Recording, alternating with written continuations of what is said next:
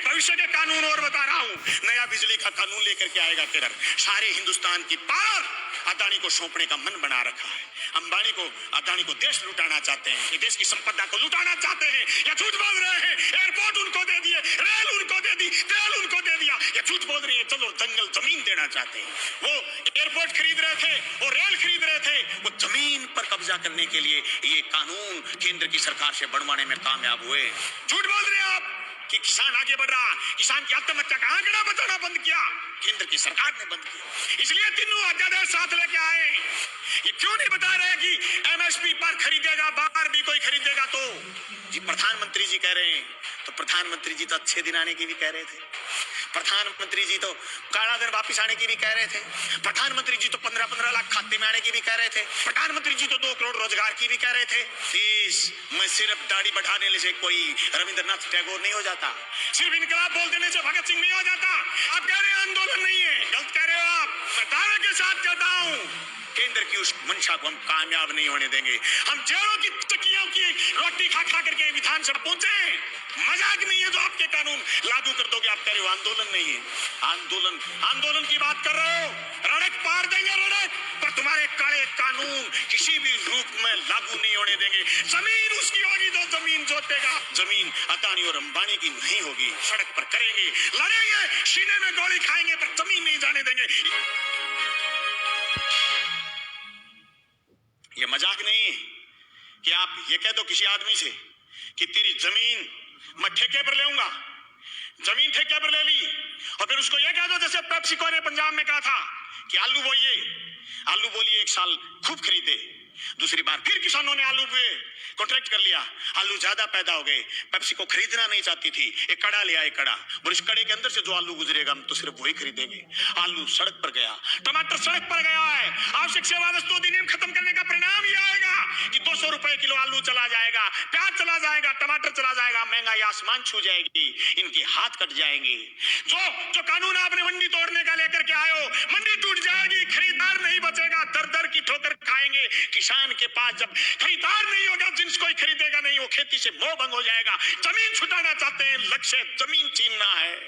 सभापति महोदय, 1967 में हरित क्रांति हुई, देश के किसान ने अन्न पैदा किया, अन्न खरीदने के लिए सरकार आगे आई, उन्नत खाद बीज ये सारी मदद सरकार ने करी। सरकार ने बैंकों का राष्ट्रीयकरण किया, किसान को सस्ते में कर्ज दिया, सरकारी कंपनियां स्थापित की गई, रशिया की मदद से देश में उन्नत फार्म स्थापित किए गए। 1990 के दशक में आते आते हिंदुस्तान की ताकत ये बन गई थी कि हम खाद्यान्न के बदले इराक से तेल लेने लग गए थे। उसी तेल की ताकत से हिंदुस्तान में उद्योग आगे बढ़ा। 1991 के बाद विश्व बैंक की दादागिरी दुनिया में बढ़नी शुरू हुई। 1993-94 में हमारे देश के उस समय के विपक्ष के नेता जब अमेरिका में गए तो ये कह के आए कि जो नीतियां मनमोहन सिंह जी लागू कर रहे हैं ये तो हम लागू करने वाले थे। ये तीनों अध्यादेश जो केंद्र लेकर के आया, जो कोरोना के संकट में लेकर के आया है, जो रात के अंधेरे में लेकर के आया है, जो बहुत प्रचार करने की जरूरत थी, उस प्रचार की बजाय दबे पांव लेकर के आया है। जो एफडीआई से बाजार काबू में नहीं कर पाई केंद्र की सरकार, पूंजीपति काबू में नहीं कर पाया, ये आवश्यक सेवा वस्तु अधिनियम तोड़ करके बाजार पर काबू करना चाहते हैं कि मंडी से बाहर जो ग्राहक बता रहे हैं, किसी ने नाम नहीं लिया सुबह से कि ग्राहक मंडी के बाहर कितने किलोमीटर दूर खड़ा होगा, ग्राहक कौन से गांव में खड़ा होगा, ग्राहक किसान की फसल खरीदने के लिए किसान के खेत जाएगा, उसकी डोर जाएगा, या फिर गंगा जी के घाट पर जाके खड़ा हो जाएगा और ये कहेगा कि मैं तेरी जींस 1000 रुपए क्विंटल में खरीदूंगा, देनी है तो दे, नहीं गंगा जी में डाल दे। ये आश्वासन आज तक, जून से लेकर के आज तक किसी ने दिया नहीं। सभापति महोदय, कोरोना के संकट में अगर देश में कोई चीज जिंदा थी वो थी कृषि, और कृषि संकट को आज वापिस तेजी से गहराने का प्रयास किया जा रहा। ये मेरे बड़े बोले भाई कह रहे थे कि कृषि को उभारने का काम किया जा रहा, नहीं, झूठ बोल रहे हो। 2015 में आपने सीएडी खत्म की, सिंचाई क्षेत्र विकास विभाग खत्म किया केंद्र ने। झूठ बोल रहे हो, आपकी कृषि को उभारने का काम कर रहे हो। आपने बोनस जो राज्य की सरकारें देती थी खत्म आपने किया। झूठ बोल रहे हो आप कि किसान आगे बढ़ रहा, किसान की आत्महत्या का आंकड़ा बताना बंद किया, केंद्र की सरकार ने बंद किया। सभापति महोदय, खेती खेती नहीं, ये जमीन भी बेचना चाहते हैं बड़े पूंजीपति के हवाले, इसलिए तीनों अध्यादेश साथ लेके आए।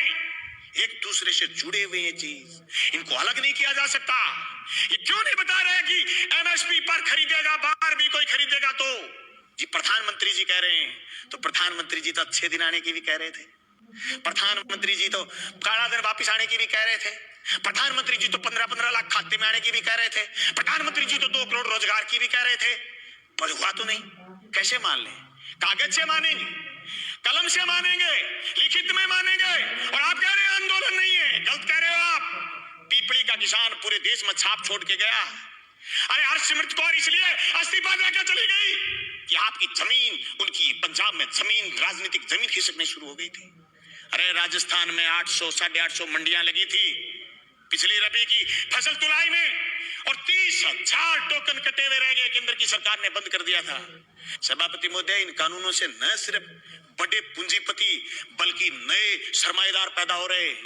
वो सरमाएदार जो अभी तक सिर्फ ऊर्जा में थे, सिर्फ पावर में थे, सिर्फ दूसरे संसाधनों में थे, वो एयरपोर्ट खरीद रहे थे, वो रेल खरीद रहे थे, वो जमीन पर कब्जा करने के लिए ये कानून केंद्र की सरकार से बनवाने में कामयाब हुए। सभापति महोदय, देश में सिर्फ दाढ़ी बढ़ाने से कोई रविंद्रनाथ टैगोर नहीं हो जाता, सिर्फ इनकलाब बोल देने से भगत सिंह नहीं हो जाता, सिर्फ सत्य की और अहिंसा की बात करने से गांधी नहीं हो जाता। गांधी और टैगोर और भगत सिंह बनने के लिए जो त्याग और बलिदान की जरूरत है, उसकी कमी है आज। उस कमी को हमें स्वीकार करना पड़ेगा कि इसके किसान को आगे ले जाने के लिए जो सिर्फ कानून, 3 संशोधन कानून लेके आए, न सिर्फ हम ये कहना चाहते हैं कि कानून ठीक लेके आए हो, लेकिन इस कानून में भी एक चीज हम और चाहते हैं। आप भी ये लाइन लिखते कि एमएसपी से नीचा मंडी में भी खरीद नहीं करी जाएगी। मैं समझता हूं मेरा ये प्रस्ताव आप स्वीकार करें। मैं दावे के साथ कहता हूं, केंद्र की उस मंशा को हम कामयाब नहीं होने देंगे। हम जेलों की तकियों की रोटी खा खा करके विधानसभा पहुंचे। मजाक नहीं है जो आपके कानून लागू कर दोगे। आप कह रहे हो आंदोलन नहीं है, आंदोलन की बात कर रहे हो, रड़क पार देंगे रड़क, पर तुम्हारे काले कानून किसी भी रूप में लागू नहीं होने देंगे। जमीन उसकी होगी जो जमीन जोतेगा, जमीन उसी की रहेगी जो जमीन जोतेगा।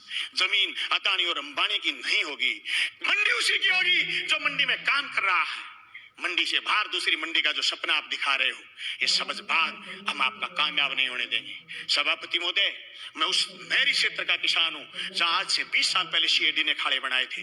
जब मैं मंत्री जी से मिला, सिंचाई मंत्री से कि हमारे खाड़ों की मरम्मत करो, बोले केंद्र ने सीएडी बंद कर दी, हमारे लिए ये मौत का फरमान है। ये तीनों कानून भी मौत के फरमान है। सभापति महोदय, मैं ये कहना चाहता हूं, ये सिर्फ 3 कानून यही नहीं है, भविष्य के कानून और बता रहा हूं। नया बिजली का कानून लेकर के आएगा केंद्र। सारे हिंदुस्तान की पावर अदानी को सौंपने का मन बना रखा है। अंबानी को, अदानी को देश लुटाना चाहते हैं। एनजीटी पर स्पेशल कानून लेकर के आ रहे हैं, पर्यावरण पर कानून लेकर के आ रहे हैं। पर्यावरण के नाम पर जो आसाम से कोयला नहीं खोद पाए थे, उसके खिलाफ ये कानून लेकर के आ रहे हैं। ये देश की संपदा को लुटाना चाहते हैं या झूठ बोल रहे हैं। एयरपोर्ट उनको दे दिए, रेल उनको दे दी, तेल उनको दे दिया, ये झूठ बोल रही है। चलो जंगल जमीन देना चाहते हैं, हम इसकी मुखालफत करते हैं। न सिर्फ मुखालफत राजस्थान की विधानसभा में करते हैं, सड़क पर करेंगे, लड़ेंगे, सीने में गोली खाएंगे, पर जमीन नहीं जाने देंगे। इनकलाब जिंदाबाद।